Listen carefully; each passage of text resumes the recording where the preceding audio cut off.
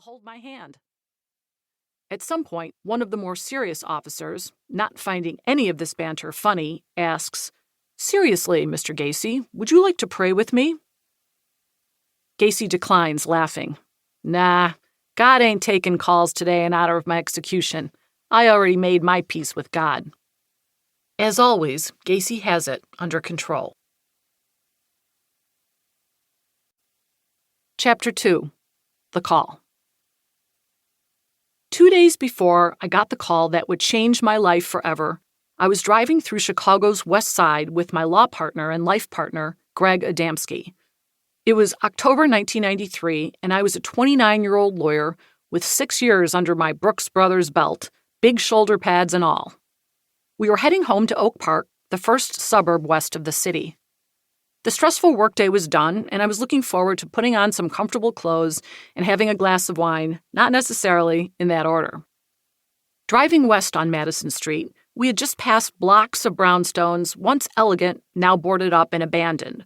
Pawn shops, liquor stores, empty lots, and old storefronts turned churches, their names and congregation times painted by hand on the whitewashed boards.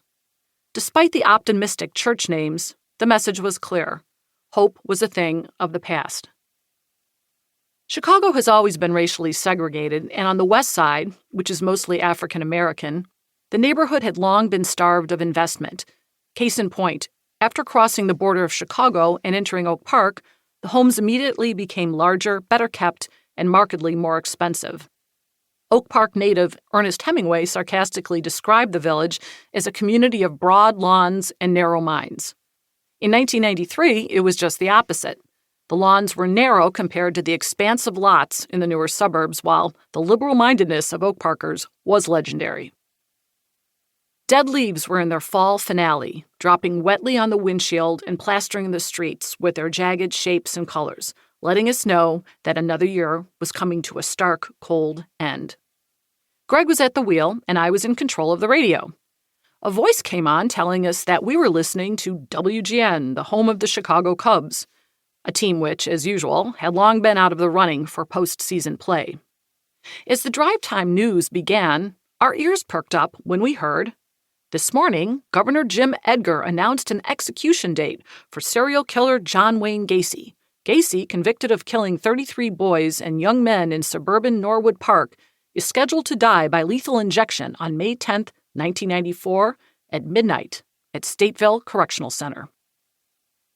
Greg turned to me. "They'll never execute Gacy. They haven't killed people in Illinois in ages." He was right. I could not recall an Illinois execution. In 1962, when I was just 6 months old, James Dukes was put to death in the electric chair in Cook County Prison. 28 years went by with no executions. During that time, there was a brief countrywide moratorium on capital punishment after the U.S. Supreme Court ruled in Furman v. Georgia that the nation's death penalty laws, as written, constituted cruel and unusual punishment in violation of the Eighth Amendment. Eventually, each state, including Illinois, rewrote its law, which cured the constitutional violation, and capital punishment was no longer deemed cruel and unusual. 4 years before Gacy's death date was set, Illinois executed Charles Walker. There was no fanfare because he had waived his appeals, begging the state to take his life without further legal maneuvers. The death penalty had simply not been a prominent issue during my lifetime. That said, I was never in favor of its use. My father reminded me of an incident that happened when I was 7 years old, probably the first time I gave the issue any thought.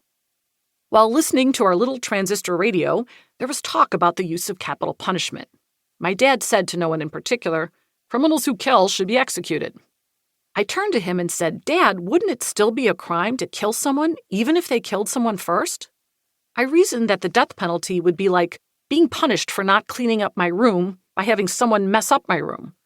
No matter what we said to each other afterward, neither of us was persuaded to change our opinions.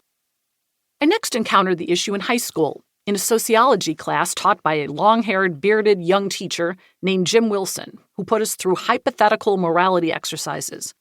I remember taking the position that no matter what someone did, including killing everyone in the class, death should not be the punishment. Not a single classmate agreed with me, and I received a good amount of teenaged heat about it.